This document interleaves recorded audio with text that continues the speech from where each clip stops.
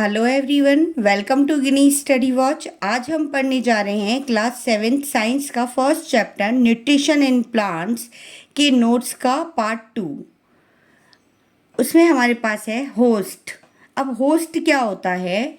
The plant on which it's climb is called the host.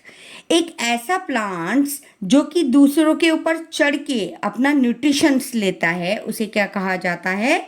Host कहा जाता है। Second है parasites. A plant that live on another plant and gets its nutrition और food is called parasites. एक ऐसा plants होता है जो क्या करता है, दूसरों से अपना न्यूट्रिशंस लेता है या फिर दूसरे पेड़ के ऊपर चढ़ के अपना खाना लेता है। That is called parasites. Note, it does not have chlorophyll. उसके पास खुद का क्लोरोफिल नहीं होता है। It take readymade food from the plant on which it's climb.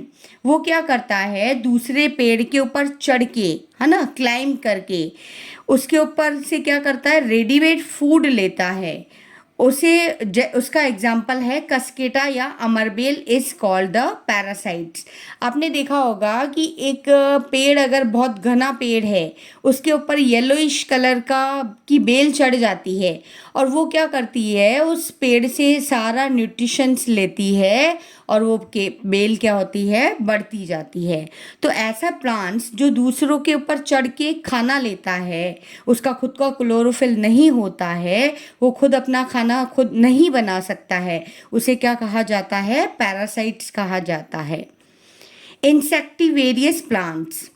In such insect eating plants are called insectivorous plant.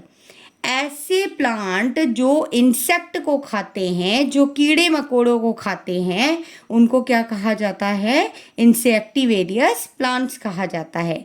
इसका example है pitcher plant. आपने देखा होगा पिक्चर प्लांट एक ऐसा प्लांट होता है जो मटके के आकार का होता है और उसके ऊपर एक लिड लगी हुई होती है।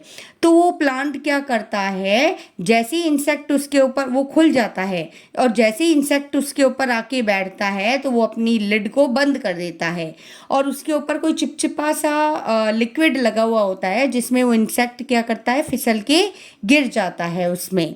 और उसमें बाल लाइक स्ट्रक्चर होता है, थ्रेड जैसा हेयर लाइक स्ट्रक्चर होता है और फिर वो इंसेक्ट क्या करता है, उसमें जाल में फंस जाता है और वहीं वो मर जाता है। फिर वहीं से वो उसमें से जूस सिक्रीट होता है और जूस के कारण वो इंसेक्ट मर जाता है और उसकी जो इंसेक्ट की न्यूट्रिशंस होते हैं वो प्लांट्स क्या करते हैं, वो लेते हैं। तो ऐसे प्लांट्स जो इंसेक्ट को खा के अपना न्यूट्रिशंस लेते हैं, उन्हें क्या कहा जाता है? इंसेक्टिवेरियस प्लांट्स कहा जाता है। नेक्स्ट है स्टेप्टोट्रॉप्स। The mode of nutrition in which organism take in nutrition from death and decaying matter is called स्टेप्टोट्रॉप्स।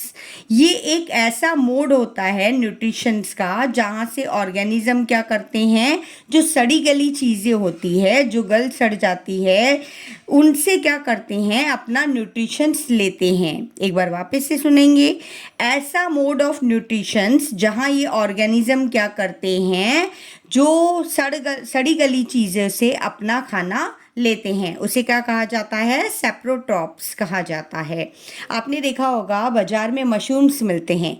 तो ये बाज़ार में मशरूम्स क्या होते हैं, अधिकतर ये रेनी सीज़न में पाए जाते हैं जहाँ पे जो लकड़ी होती है वो सड़ गल जाती है, फिर वहीं पे ये पनपने लगते हैं और उसी लकड़ी से क्या करते हैं, ये अपना न्यूट्रिशंस लेते हैं। तो सड़े गले चीज़ से जो अपना न्यूट्रिशंस लेते हैं उसे क्या कहा जाता है? स्टेप्टोट्रॉप्स कहा जाता है। Next is symbiosis. Some organisms living together and share both shelter and nutrition. This relationship called symbiosis. Symbiosis एक ऐसा रिलेशनशिप होता है जहाँ पे बैक्टीरिया जो होते हैं वो प्लांट्स की जड़ों में पाए जाते हैं। और हमने कहा कि हमारी 78% नाइट्रोजन होती है, परंतु प्लांट्स क्या करते हैं, नाइट्रोजन नहीं ले सकते। तो प्लांट्स क्या करते हैं, बैक्टीरिया क्या करते हैं, उनको एनवायरनमेंट से नाइट्रोजन लेके प्लांट्स को देते हैं और बदले में प्लांट उनको क्या देते हैं, रहने के लिए शेल्टर देते हैं और न्यूट्रिशंस देते हैं। तो ऐसे रिलेशनशिप को जहाँ प्लांट्स और बैक्टीरिया एक साथ रहते हैं और वो उनको बहुत शेल्टर और न्यूट्रिशंस प्रोवाइड कराते हैं, ऐसे रिलेशनशिप को सिम्बायोसिस कहा जाता है। अब आपसे अगर पूछ लिया जाए what is the ultimate source of energy for all living organism, एक ऐसा अल्टीमेट सोर्स बताइए एनर्जी का जो हमारी जितनी भी लिविंग ऑर्गेनिज्म है उसके लिए बहुत ज़्यादा असेंशियल है, ये ज़रूरी है। तो हमारा अल्टीमेट सोर्स ऑफ एनर्जी होता है सन। अगर सन नहीं होगा तो फोटोसिंथेसिस की प्रोसेस नहीं होगी, अगर फोटोसिंथेसिस नहीं होगा तो प्लांट्स नहीं होंगे, प्लांट्स नहीं होंगे तो हम ह्यूमंस और एनिमल्स भी सरवाइव नहीं कर सकते। इसलिए sun is the ultimate source of all living organism.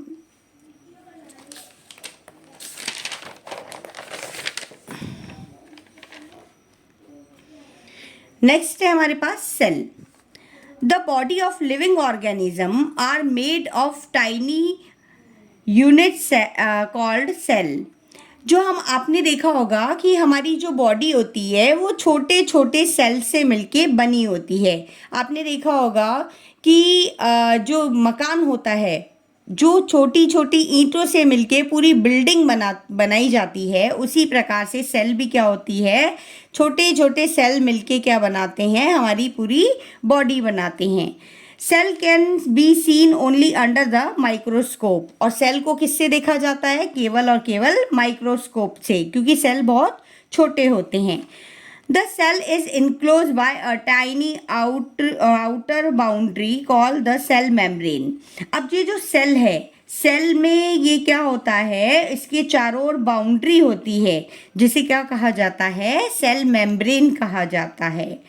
Cell have centrally located spherical structure called nucleus. अब सेल के बीचों बीच क्या पाया जाता है, न्यूक्लियस पाया जाता है। सेल के बीच में न्यूक्लियस पाया जाता है और सेल के बाहर इसे क्या कहा जाता है, बाउंड्री को सेल मेम्ब्रेन कहा जाता है। The nucleus is surrounded by a jelly like substance called cytoplasm. और जो सेल के न्यूक्लियस के बाहर है ना, एक जेली जैसा सब्सटेंस होता है, उसे क्या कहा जाता है, साइटोप्लाज्म कहा जाता है। तो मेनली हमारे सेल में तीन चीज़ें होती है, सेल के स्ट्रक्चर में मेनली तीन चीज़ें होती है, nucleus, cytoplasm and cell membrane. Nucleus कहाँ होता है, सेल के बीचों बीच होता है। साइटोप्लाज्म कहाँ होता है, सेल के न्यूक्लियस के बाहर की तरफ होता है, जेली लाइक सब्सटेंस कहलाता है, उसे क्या कहते हैं, साइटोप्लाज्म कहते हैं। और सेल की जो आउटर कवरिंग होती है, आउटर जो लेयरिंग होती है, उसे क्या कहा जाता है, सेल मेम्ब्रेन कहा जाता है। ओके, आपके ये यहीं पे नोट्स ख़त्म होते हैं। और अगर इसी तरह के आपके और वीडियोस देखनी है या और नोट्स बनाने आपके प्रोवाइड कराने हैं तो आप कमेंट्स कर सकते हैं। वीडियो पसंद आए तो प्लीज़ लाइक शेयर सब्सक्राइब कीजिएगा। Thank you.